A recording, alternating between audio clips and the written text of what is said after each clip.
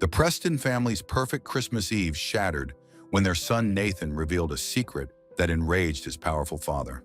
Without hesitation, they forced him out into the cold, snowy Christmas night, locking the door behind him. 14 years later, as they sat in their now quiet mansion, a familiar face appeared on their television screen. The Preston family mansion glowed with warmth against the dark winter night. Chandeliers sparkled above elegantly dressed guests who mingled in the grand hall, champagne flutes clinking as business associates and social elites celebrated not just Christmas Eve, but also young Nathan Preston's college graduation. The annual Preston Holiday Gala had always been a lavish affair, but this year carried special significance. Moses Preston, the imposing CEO of Preston Enterprises, stood at the center of it all. His pharmaceutical empire had made the family one of the wealthiest in the country, and tonight was about securing its future. With perfect timing, Moses clinked his crystal glass, drawing everyone's attention. The room fell silent as he placed his hand on his 22-year-old son's shoulder, announcing with unmistakable pride that Nathan would be taking over as his successor. Nathan smiled politely, shaking hands with the business associates who approached to congratulate him. To anyone watching, he seemed every bit the perfect heir, ready to embrace his predetermined future. The final guests departed around 11.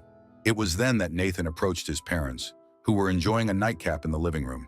He asked if they could all move to the study for a private conversation. Something in his tone made Margaret Preston set down her drink, exchanging a curious glance with her husband before they followed their son into the wood-paneled room. Nathan closed the heavy oak door behind them and took a deep breath. He explained quietly that while he appreciated the business degree he had completed for them, his heart belonged elsewhere.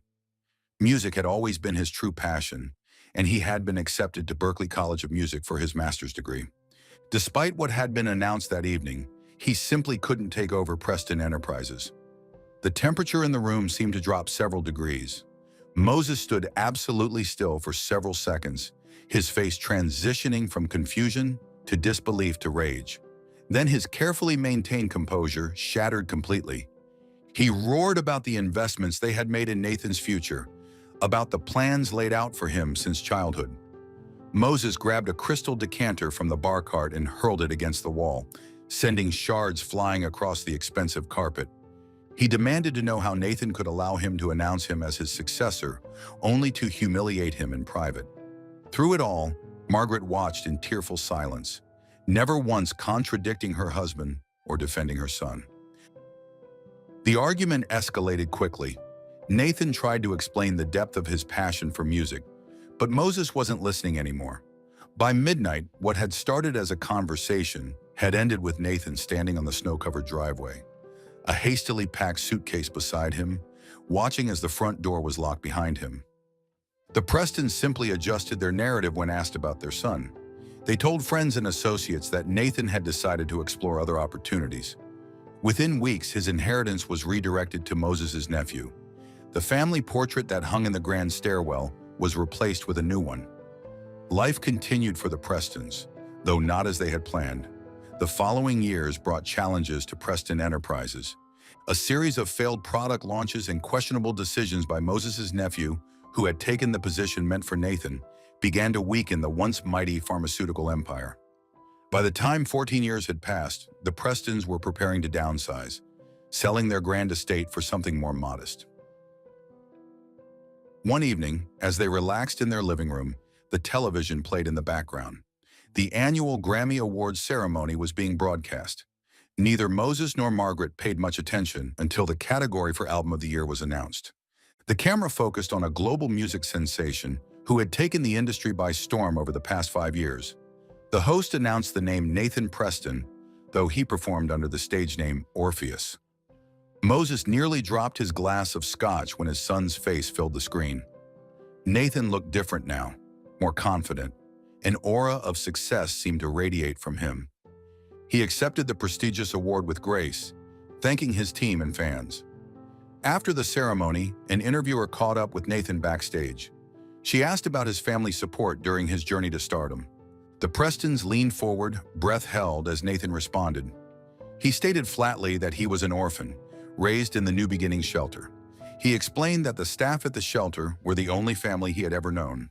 The Prestons watched in stunned silence as their son described donating millions to homeless youth music programs. The interview ended with Nathan announcing his upcoming world tour, which would raise awareness for youth homelessness.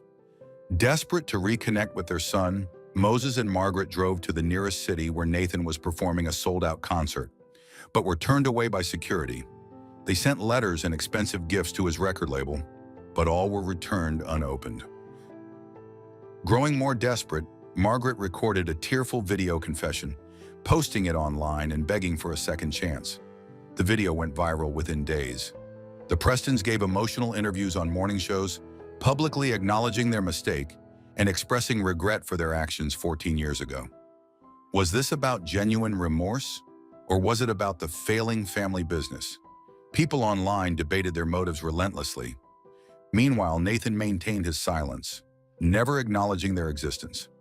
6 months into their public campaign to reconnect with their son, the Prestons appeared at yet another of Nathan's concerts. At this time, they camped outside the venue for 3 days, holding signs asking for forgiveness. Security was about to remove them for the final time when a staff member approached with unexpected instructions to let them backstage.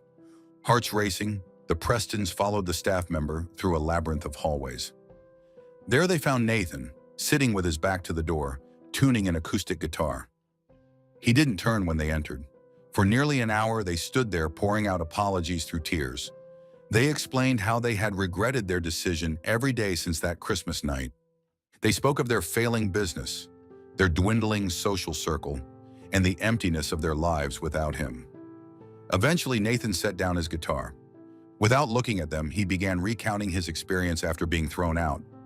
He described sleeping in shelters, stealing food to survive, and nearly dying from pneumonia. He talked about writing songs in shelter basements, performing in subway stations for spare change, and how music had saved him when they had abandoned him. Nathan finally turned to face them, emotion breaking through his composed facade. He explained how he had built himself from nothing, how the air they wanted had died that cold Christmas night. The musician before them owed them nothing. Then Nathan did something unexpected. He called in his assistant, who provided documents for the Prestons. Inside were the deed to a luxurious house in their name and paperwork for a monthly payment that would ensure they lived comfortably for the rest of their lives. He acknowledged the biological connection they shared, but made it clear that they shouldn't mistake this for reconciliation. Some broken things, he told them, simply can't be repaired. The trust that had been shattered that Christmas night was one of those things. As security prepared to escort them out, Margaret asked in a trembling voice if they might see him again someday. Nathan paused at the door without turning back. He answered with a single word: no. This chapter was closed. He had given them financial security, but the relationship they had destroyed would remain broken forever.